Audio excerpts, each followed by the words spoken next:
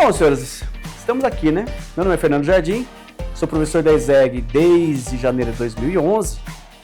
Eu dou aula nas disciplinas das duas engenharias, né? Engenharia de produção e engenharia de computação, administração e economia. Mais ou menos. Eu sou de São Bernardo do Campo, nasci no Hospital Pereira Barreto, 13 de outubro de 1980.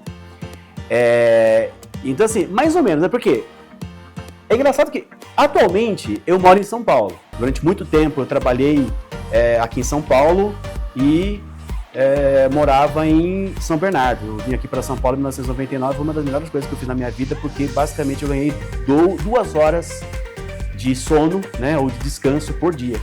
Né? É engraçado, a diferença é sutil, mas você percebe. Tá?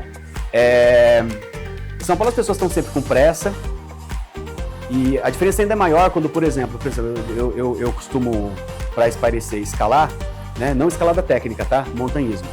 Raramente a gente usa mãos. E aí quando eu vou assim pro interior de Minas, onde fica Mantiqueira, pro interior do Paraná, onde tem uma belíssima serra do mar, eu vejo uma diferença ainda maior em termos da forma como as pessoas vivem o tempo, a forma como as pessoas encaram a urgência, né? E essa sanha por produtividade.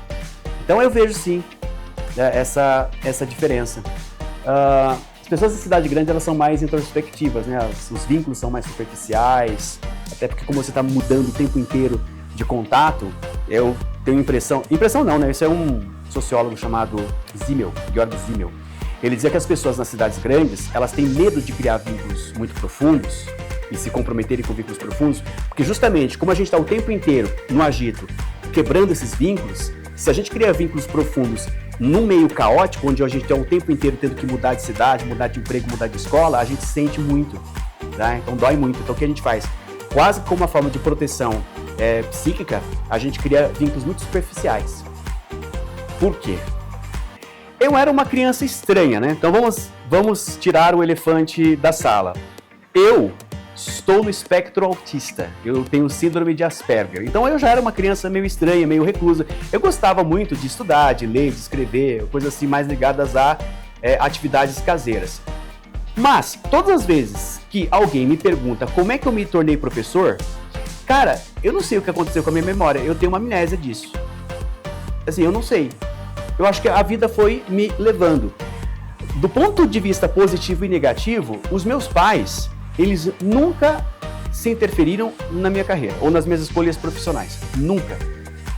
Às vezes, assim, olhando em retrospecto, às vezes eu acho que eles deviam ter interferido um pouquinho. Eu teria sofrido menos, né, no início de carreira, mas eles nunca interferiram. Como eu sempre gostei de estudar, desde quando eu era criança, eu sempre fui conhecido como pessoa curiosa. E eu tenho uma certa satisfação da descoberta. O que eu acho? Eu acho que as outras pessoas também teriam ou deveriam ter essa satisfação da descoberta. Ou seja, esse estranhamento, esse espanto, né? essa descarga de dopamina quando a gente entende uma coisa, quando a gente é maravilhado por um fenômeno. E eu acho que é um pouco disso que eu tento fazer em sala de aula, né? Ou seja, que as pessoas emulem, ou pelo menos tenham parte da surpresa e do maravilhamento que eu tenho quando eu vejo uma coisa que me impressiona, na natureza, né? Ou na sociedade humana. Não. Com relação ao montanhismo, é o seguinte, em 2022 eu tive uma crise grave de ansiedade. Né? A ansiedade é uma das comorbidades do espectro autista. E assim, já tive crises graves de ansiedade, só que elas começaram a ficar cada vez mais profundas e cada vez menos espaçadas. Tive uma crise grave, não foi por conta da pandemia, curioso. A pandemia, assim, o lockdown, para mim eu consegui passar numa boa, eu não surtei. Eu surtei quando eu voltei pro presencial. Presencial, assim, a quebra muito brusca de rotina e no presencial, né? E aí assim, a sua pilha social ela fica muito desgastada, você volta a ter que lidar com um fator humano assim, muito, muito frequente, me deu uma baqueada. Aí eu fiquei de licença por um mês.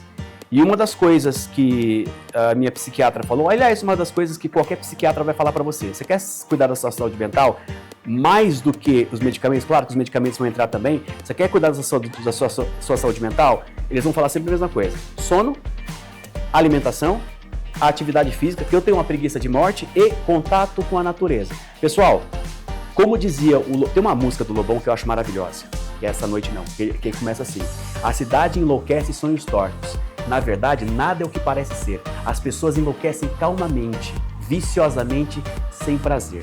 Quer dizer, a cidade enlouquece sonhos tortos. A gente estava falando minutos atrás a respeito da cidade. Eu acho que o ser humano, ele não foi criado para viver em cidade. Até porque cidade é um fenômeno, do ponto de vista histórico e ainda mais do ponto de vista evolutivo, muito recente. Muito recente. Então essa coisa de você, barulho, da agitação, de você se cronometrar, se sincronizar não aos ritmos da natureza, mas aos ritmos da máquina, né? Aos ritmos artificiais do movimento do mercado. Isso não é saudável. A longo prazo isso cobra um preço. E como eu fiz com os meus pais algumas coisas quando eu era criança, como por exemplo a Calçada Lorena, né, o caminho velho da cidade de Santos a pé, eu tinha isso um pouco na memória e eu comecei meio assim de louco, também é difícil explicar, a escalar montanha, a subir montanha. Venho fazendo isso quase que semanalmente, quando dá, desde 2022. Então já escalei o Pico da Bandeira 2 vezes, Monte Roraima, Pico Paraná umas 5 vezes, que é uma montanha lindíssima, Itaguaré 2 vezes, Travessia da Serra Fina, Travessia Marisa Itaguaré, fiz o Cerro Plato na Argentina, que é uma montanha de quase 6.000 metros. Meu sonho em janeiro é tentar o Aconcagua, né, que é a montanha mais alta do Ocidente e do Hemisfério Sul. Com certeza absoluta. Depois que eu volto na viagem, eu volto assim, fisicamente arrebentado, né? Porque, por exemplo, você faz uma travessia, vai na travessia da Serra Fina. Travessia da Serra Fina são 4 dias. 4 dias. 4 dias subindo e descendo o morro. 4 dias essa travessia. Chama-se Serra Fina porque é uma cadeia de montanhas na Mantiqueira e você faz a trilha meio que na crista da montanha, né? Então você emenda uma montanha e outra. São 4 dias dormindo mal, comendo mal, banho. Esquece, tá? Frio a ponto de congelar a barraca, mas é curioso que esse desconforto, embora ele te massacre fisicamente, cara, espiritualmente, mentalmente, ele é incrivelmente revigorante. E tem uma outra coisa, eu sou uma pessoa religiosa, mas eu não sou uma pessoa mística, eu não sou uma pessoa esotérica, tá? Assim, o meu lado espiritual ele é meio racional, só que eu não consigo entender, eu não consigo explicar a energia que tem a Mantiqueira. Não que a Serra do Mar, né, eu escalo também muitas montanhas da Serra do Mar, não que a Serra do Mar não tenha também uma energia telúrica, uma energia da natureza, uma energia da terra, uma energia que te abraça muito forte. É que na Serra do Mar, como você tem muita umidade, muita lama e cobra, quando você faz a trilha para subir montanha, você fica meio tenso, tá? Olhando onde você tá pisando. A Mantiqueira não. A Mantiqueira é só magnetismo do bem.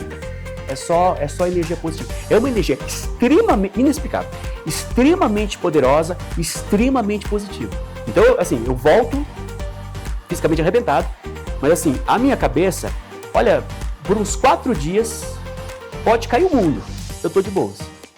Muito pequeno. Foi muito tardiamente, porque como o meu nível de autismo, ele é leve, né? A gente não chama mais síndrome de Asperger, porque depois que o pessoal começou a fazer algumas investigações a respeito da biografia do Hans Asperger e a sua relação com aquele regime entre 1933 e 1945 na Alemanha, não ficou muito bem, né, esse nome no transtorno. Então a gente chama de espectro autista, tá? Se não me engano, deixa eu ver se eu me lembro. Eu fiz, assim, eu tinha muitos problemas de entender ironia. Eu entendo sarcasmo, mas entender ironia, ler expressões faciais. E uma coisa que começou a me preocupar é que os conflitos que eu tinha, conflitos interpessoais e conflitos no trabalho, eram sempre pelos mesmos motivos. Ou seja, havia um padrão. E, aliás, uma coisa que a autista consegue ver com alguma facilidade são padrões. Eu falei, cara, eu preciso ver o que é isso. E foi quando? Foi em 2020, 2021, ou seja, eu tinha já 41 anos. Bem adulto. E é muito comum isso. Por exemplo, o Anthony Hopkins, aquele ator, ele foi diagnosticado dentro do espectro autista também muito recentemente. Então você vê assim, aquela pessoa que tem... Claro, eu já tinha feito alguns testes informais, algumas pessoas do meu entorno meio que brincavam com isso. Claro, eu sempre levei muito a sério, porque eu me levo zero a sério. E aí eu fui procurar, né, uma junta de psicólogos, psiquiatras e neurologistas que fecharam o diagnóstico, né? Então você faz uma anamnese, né? Então junto com a sua mãe, com os seus pais, você faz uma anamnese, ou seja, como é que eram os seus comportamentos na infância, se você tinha estereotipia, se você tinha hipersensibilidade a sons, a cheiro, a tato, se você tinha hiperseletividade alimentar, se você tinha mania, se você tinha uma rotina muito regrada, como é que você reagia a quebras de rotina, se você tinha hiperfoco, eu tenho hiperfoco em algumas coisas muito repetitivas, aí vai juntando o quadro, essa anamnese. Depois eles aplicam em você um teste, no meu caso foi o teste CARS, que se não me engano, deixa eu ver se eu me lembro, é um teste que é uma escala de 15 a 60, a partir de 30 você está dentro do espectro autista, e para mim deu 40, tá? Então assim, o meu autismo, ele tá dentro do espectro, mas é leve. O que me ajudou muito? Primeiro, idade. Né? Idade, você vai, né, descobrindo alguns truques assim para se virar. A profissão de professor também ajudou muito, porque desenvolveu bastante e na marra teve que desenvolver bastante a parte verbal, tá? E o relacionamento com as pessoas. E também terapia cognitivo-comportamental, tá? Me ajudou bastante. O que é assim, resumindo, o que é terapia cognitivo-comportamental? Você usa suas rotinas a seu favor. Então você se expõe, por exemplo, a exercícios e a situações em que você vai se dessensibilizando até aquilo se tornar uma skill sua, para você se virar socialmente, tá? Mas assim, foi de forma muito tardia e, infelizmente, eu vejo que se esse diagnóstico tivesse vindo mais cedo, eu teria me livrado de vários problemas na minha vida. É curioso que, quando eu era criança, uma pediatra chegou para minha mãe, que eu já tinha esquisitices e manias na infância, uma pediatra chegou para minha mãe e disse o seguinte: olha, eu acho que seria interessante você testar o seu filho, porque o seu filho pode ser autista. Só que a gente está falando dos anos 80. Nos anos 80, autismo era 0 ou 1, ou você tinha ou você não tinha. Essa coisa do espectro é uma coisa muito dos anos 90. Então essa coisa que você pode estar assim, no arco-íris, né? Desde as ondas de rádio até os raios gama, e no meio você ter todos os espectros de onda, essa é uma coisa muito dos anos 90, né? Então é por isso que houve quase que uma epidemia de diagnósticos muito recentemente, porque muitas pessoas, inclusive, que eram diagnosticadas com outros transtornos, foram, por conta inclusive do aperfeiçoamento dos mecanismos de diagnóstico, foram realocadas para o transtorno do espectro autista. Então vamos lá. Primeiro a gente tem que desmistificar essa coisa do autismo verbal e do autismo não verbal. Como ele é um espectro, a partir de um certo ponto, você tem prejuízos maiores, inclusive prejuízos cognitivos e prejuízos verbais maiores, né? Então, por exemplo, como eu estou num espectro leve, e eu sabia que isso era uma grande dificuldade para mim, eu tentei ao máximo possível desenvolver isso. E isso é técnica, tá? Isso é técnica. É por isso que a gente tem aulas de oratória, a gente tem aulas de retórica, porque falar em público é técnica, falar em público é truque. Tá? Então, assim, quando você vê, por exemplo, um pianista tocando, você acha que aquilo é fácil, mas por trás daquilo houve esforço, houve repetição, houve técnica, houve truques, né, que foram ensinados para ele. Então, assim, você vai ter vários autistas que são muito verbais, né? Mas você sempre consegue encontrar algum tipo de esquisitice na fala, né? Beleza, então, isso esclarecido, o meu primeiro dia de aula, eu lembro assim,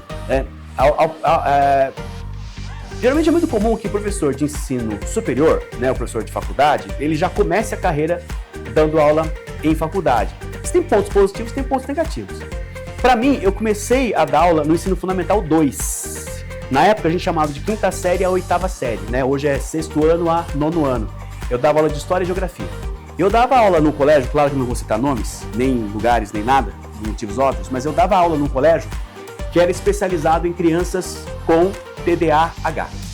Então, assim, eu costumo dizer que a minha habilidade como professor, ela foi forjada no fogo, tá? Ela foi forjada na porrada. E aí depois eu comecei a dar aula em ensino médio. Eu tenho, por exemplo, excelente experiência com alunos estava conversando isso com um colega nosso, inclusive. Eu tenho excelente experiência com alunos de 3º ano de ensino médio. Curioso isso. Então, o pessoal que já está adulto, né? A água já está começando a bater porque eles vão fazer vestibular, o pai já está pressionando para arranjar um emprego, para fazer algo na vida. Então, 3º ano do ensino médio é legal que eles têm uma certa cumplicidade com o professor. Eles são muito camaradas, né? Eles são muito bacanas com você. Nesse ano eu voltei a dar aula no ensino médio, né? no colégio, dividindo a disciplina com um colega nosso na disciplina optativa de empreendedorismo e finanças. Mas eu lembro marcadamente.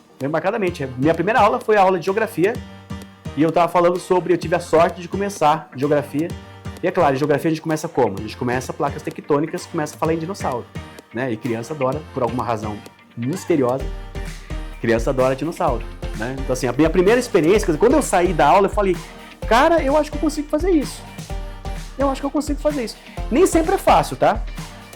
Eu amo a minha profissão, mas eu tenho que reconhecer, e isso é uma coisa também que a gente tem que desmistificar, principalmente para essa geração Z, geração Y também, faça o que você ama.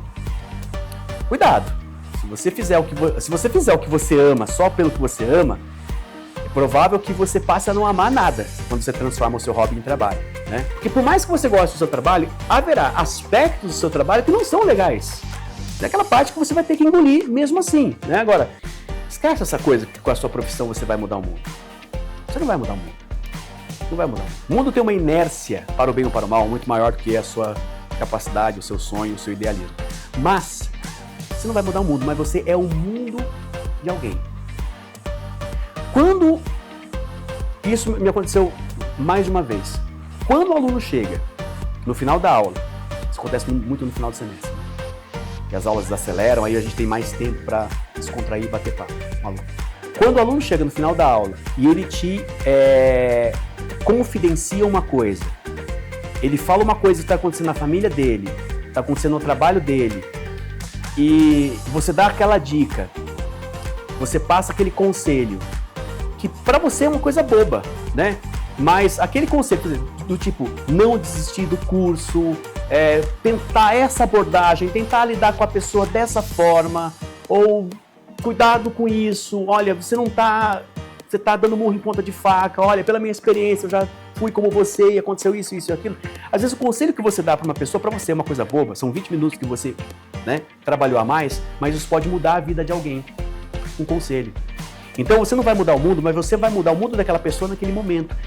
Se a minha carreira fosse vista em retrospecto, e principalmente do ponto de vista do pessoal dos anos 80, que foi na década que eu nasci, onde você tinha aquele aspecto de ficar numa empresa do berço ao túmulo, né? Eu lembro quantas e quantas vezes meu pai me dizia que você ficar menos de 5 anos numa empresa é você sujar a carteira, né? Então tinha essa percepção de que você tinha que ter uma carreira, a mesma profissão e, de preferência, a mesma empresa do berço ao túmulo. Você se aposentava pro resto da vida. Então, assim, pelo olhar de alguém das décadas passadas, que se analisasse em retrospecto a minha carreira, perguntaria, o que esse cara quer fazer da vida?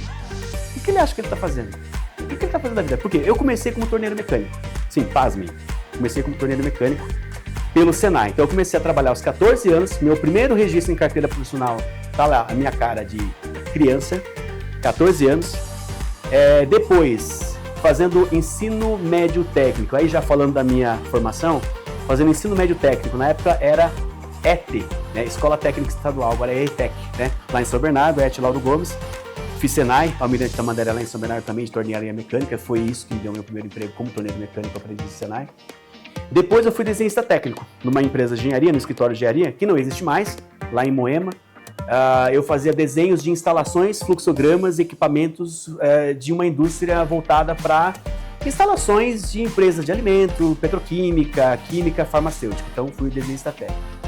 Durante a minha graduação em Ciências Sociais pela USP, eu trabalhei numa autarquia estadual e só no mestrado, quando eu comecei o mestrado, que eu comecei de fato a dar aula, né? E foi aquilo que eu já, né, tinha contado. Comecei ensino fundamental 2, depois ensino médio, depois, acho que foi a partir de 2009, eu comecei a dar aula em faculdade e eu entrei aqui na ESEG em 2011, tá? Então foi mais ou menos essa minha carreira. Errática, né? Você fala assim, errática. Mas aí, você pode se lembrar do seguinte, sempre tem uma passagem da biografia do Bill Gates, olha a comparação que eu estou fazendo, não é nada humilde,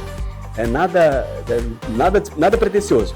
Tem uma passagem do Bill Gates que ele diz o seguinte, né, da biografia dele, que ele matava as aulas para fazer uma disciplina optativa de caligrafia.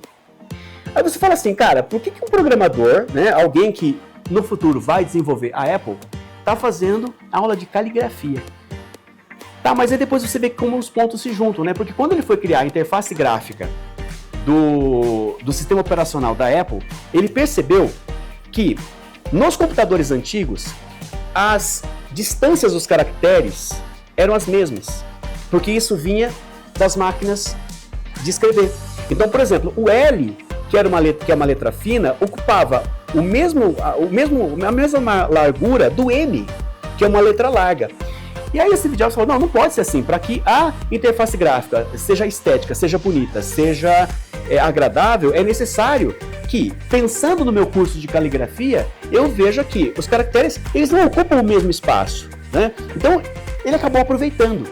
Então, hoje, embora depois eu tenha feito graduação em Ciências Sociais, mestrado e doutorado em Sociologia, portanto, eu tenha ido para uma área completamente de humanas, foi o meu passado na indústria, como torneiro mecânico e como desenhista técnico, que hoje me habilita a conversar mais ou menos de igual para igual com os meus alunos de engenharia, né, das duas engenharias, de computação e principalmente da engenharia de produção e de administração. Então, assim, o meu repertório, né, embora assim, a minha formação seja uma formação de humanas, eu sou um cara de extrema humanas, embora a minha formação seja de humanas, o meu repertório na área da indústria, na área metalmecânica, na área mais exatas, me permitiu, né, estar aqui na ESEG e fazer o trabalho que eu faço, para os fatos.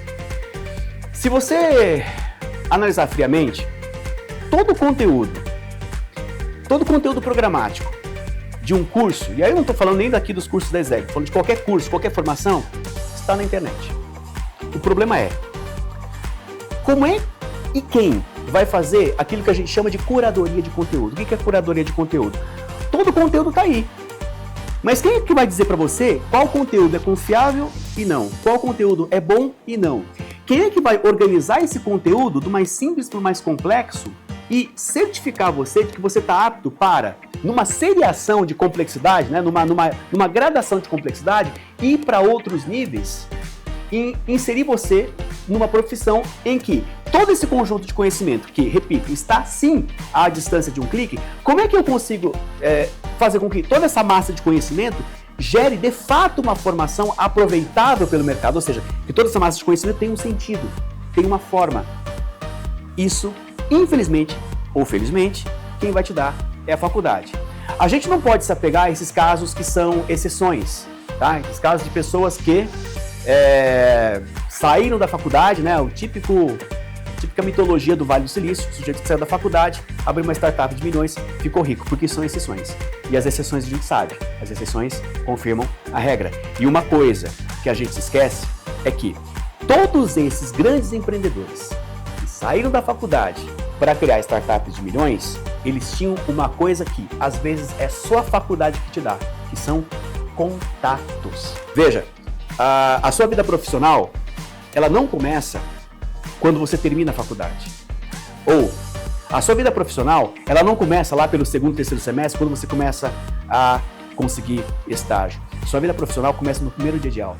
Porque é através do seu comportamento, do seu comprometimento, da sua ética, da forma como você lida com seus colegas, que você vai abrir ou fechar portas, você está construindo uma reputação, e você vai abrir ou fechar portas para futuros contatos, futuras indicações de trabalho, que vão simplesmente continuar aquilo que você faz na faculdade. Isso é uma primeira resposta, tá? Se você quiser, por exemplo, ter uma mobilidade para outro país, se você quiser pleitear, sei lá, um emprego, um visto em outro país, um diploma ainda é um trunfo muito grande. Ainda abre muitas portas. Por quê? Porque o diploma mostrou que você passou 4 anos provando o tempo inteiro, a cada semestre, a cada mês, que você, de fato, adquiriu aquele conhecimento.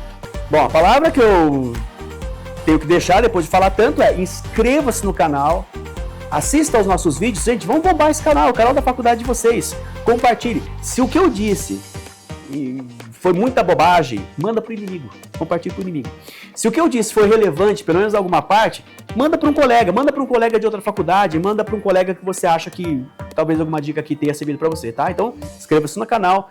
Para quem não conhece a ESEG, seja bem-vindo. Para quem está chegando, Para quem já me conhece, né? Enfim, estamos aí e muito obrigado pela atenção e até uma próxima oportunidade.